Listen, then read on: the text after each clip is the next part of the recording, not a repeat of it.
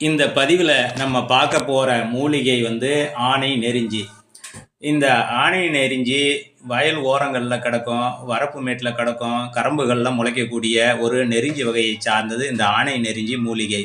இதனுடைய மருத்துவ குணம் பார்த்திங்கன்னா, இது வந்து கிட்னியில் இருக்கக்கூடிய கல்லை உடைச்சி கரைச்சி கொண்டு வரக்கூடிய தன்மை உள்ளது. ரெண்டாவது, உடம்புக்கு குளிர்ச்சி ஊட்டும் தன்மை உள்ளது.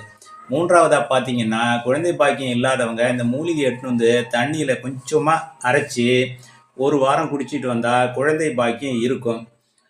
உள் உஷ்ணங்கள் எல்லாம் தணியும், உடம்புல இருக்கக்கூடிய சூடு குறையும். இந்த மூலிகை வந்து எடுத்துகிட்டு வந்து லேசாக தண்ணியில் போட்டு கொஞ்சம் அலசினீங்கனாலே குழகுழப்பாக ஒரு ரொம்ப பிசின் போன்ற ஒரு குழகுழப்பு தன்மை ஏற்படும். இந்த மூலிகையை தண்ணியில் போட்டு சாப்பிட்லாம். உடம்புக்கு மிகவும் மருத்துவ குணம் வாய்ந்த இந்த மூலிகையை எல்லாரும் எடுத்துகிட்டு வந்து பயன்பெறவும்.